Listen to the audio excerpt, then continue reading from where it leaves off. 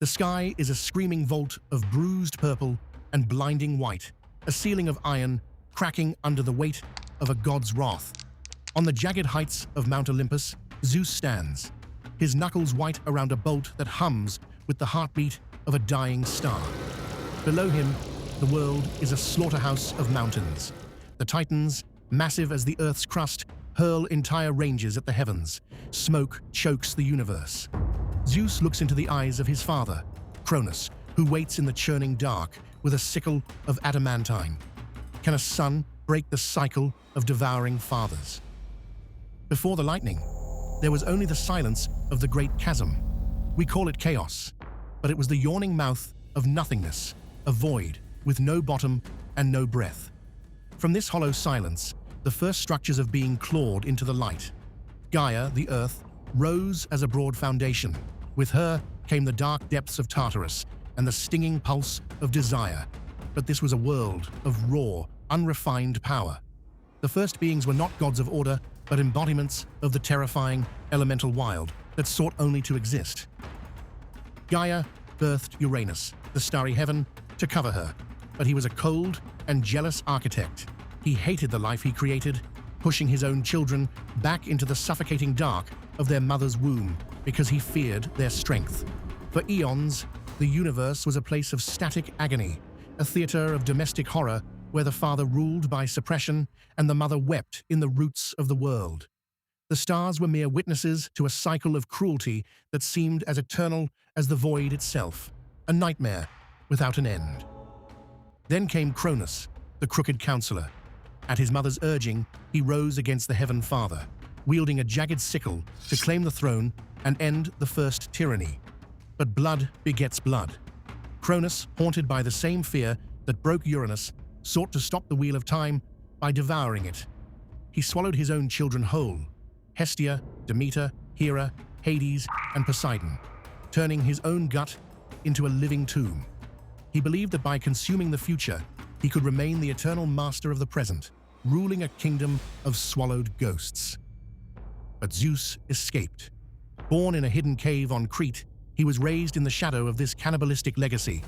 He was the secret his father could not digest. Zeus knew his plan could not be mere survival. It had to be the dismantling of divine tyranny itself. He sought a forensic emergence of order, a way to stitch warring elements into a tapestry of law. He would not just kill a king, he would create a cosmos.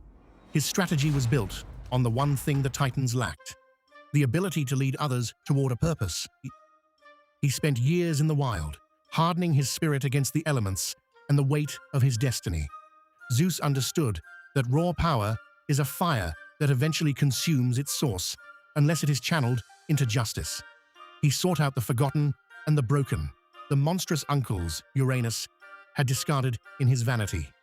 He descended into the lightless pits to free the Cyclopes, those one-eyed smiths who had been chained in the dark for ages. He did not want servants, he wanted the architects of thunder to help him break the world. In the heat of subterranean forges, Zeus stood over the anvils as the Cyclopes hammered the first thunderbolts from the raw essence of the storm. He did not ask for a weapon, he commanded a force of nature. To his side, he called the 100-handed ones, giants of such terrible strength they could throw 300 stones in a single breath. He offered them nectar and ambrosia, the food of the gods, restoring their dignity and earning a loyalty that blood alone could never buy. He was building an army out of the world's outcasts. Before the march to the peaks began, Zeus looked at his siblings, newly vomited from Cronus's throat by a draught of bitter herbs. He stood before them, not just as a brother, but as a sovereign. He spoke words that would echo through every hall of power. Justice is a shield that must be forged in fire. He carried a smooth stone, the one Rhea had used to trick Cronus, as a reminder of his father's greed. The path was open. The young gods moved together toward the threshold of a war that would redefine existence. The first contact was a rupture of the soul. Cronus emerged from the mists of Mount Othrys, his presence a crushing gravity that made the marrow of the gods ache.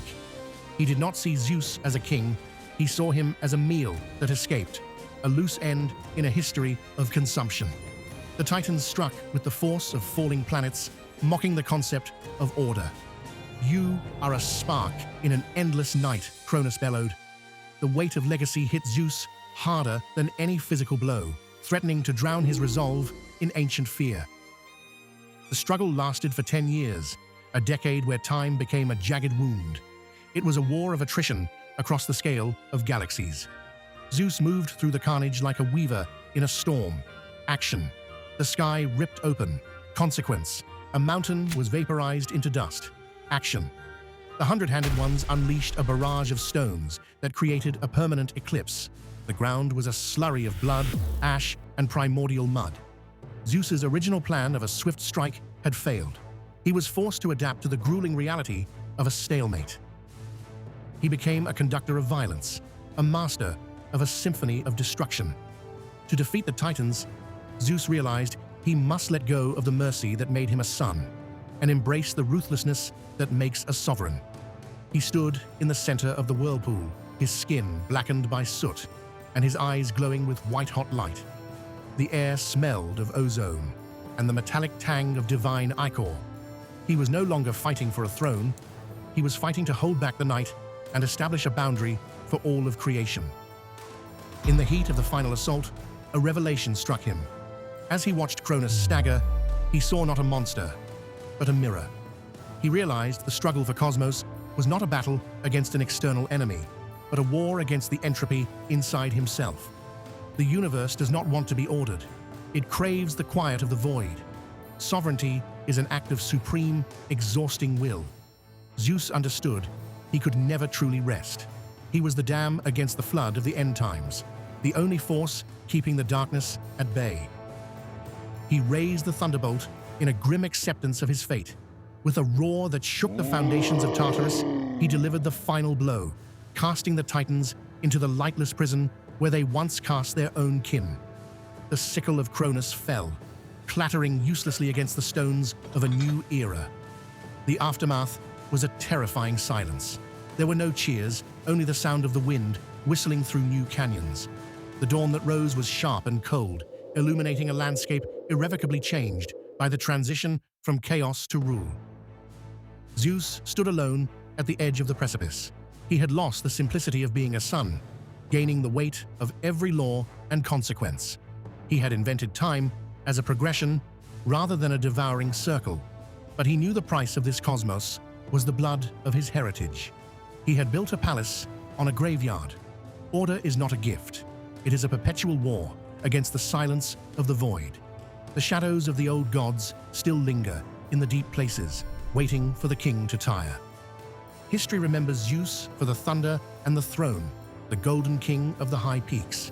But in the trial of the Titanomachy, he learned that to rule is to sacrifice the peace of the self for the stability of the whole. The true test has only just begun. Deep in the world, Gaia is already weaving a new horror. Typhon, the next storm is coming. Walk with us through the old stories. Subscribe to Saga Weaver, where ancient warriors face impossible choices.